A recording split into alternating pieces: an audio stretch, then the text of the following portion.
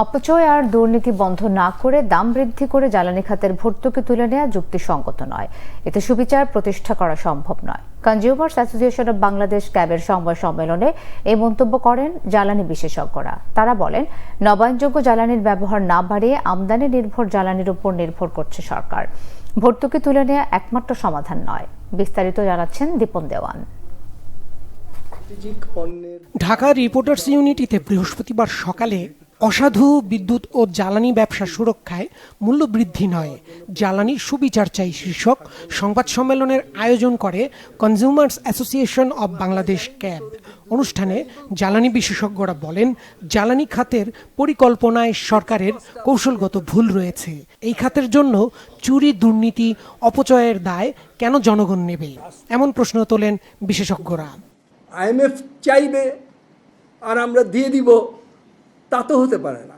আমাদের নিজেদের আমরা ইনডেমনিটি দিয়ে দিব, আমাদের দুর্নীতিকে মোকাবেলা করব না, আমাদের অস্বচ্ছতাকে মোকাবেলা করব না, আমাদের অদক্ষতাকে মোকাবেলা করব না, আমাদের প্ল্যানের ঘাটতিকে মোকাবেলা করব না, আর বিদেশের চাপের কাছে ক্রমাগত নতি স্বীকার করে দেশটাকে বিসর্জন দিব, সেটা তো হতে পারে না। সব অনিয়ম, চুরি সবই বাদ দিই। এই যে ফার্নেস অয়েলের, আমি যে প্রাইভেট সেক্টরকে এত চড়া দামের বিদ্যুৎ কিনে আমি বিদ্যুৎ দিচ্ছি, আমার নিজের বিদ্যুৎ কেন্দ্র পড়ে আছে, আমার গ্যাস নাই, কয়লা নাই, আমি সাশ্রয়ী বিদ্যুৎ কেন্দ্র ব্যবহার করতে পারছি না, আমি তাদের বিদ্যুৎ থেকে বিদ্যুৎ নিচ্ছি কেন?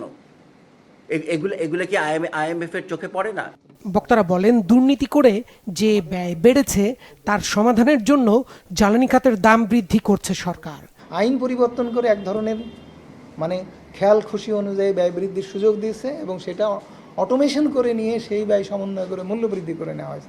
আর অজুহাত দেখানো হচ্ছে বিদেশে তো বাজার রিয়েলি কম্পিটিটিভ, স্বচ্ছ, সেখানে স্বচ্ছ প্রতিযোগিতা এনশিওর করা হয়। এখানকার মতো এরকম যে প্রতিযোগিতাহীন বিনিয়োগ করে এইভাবে ব্যয় বাড়ায়, এইভাবে অটোমেশন করে সেটাকে জায়েজ করে নেওয়া। অপচয়, অমূল্যব্যয়িতা, দুর্নীতি, অস্বচ্ছতা এসব দূর করার পর যদি দেখা যায় তারপরেও ভর্তুকি দিতে হবে, তখন মূল্যবৃদ্ধির কথাটা হয়তো ভাবা যেতে পারে।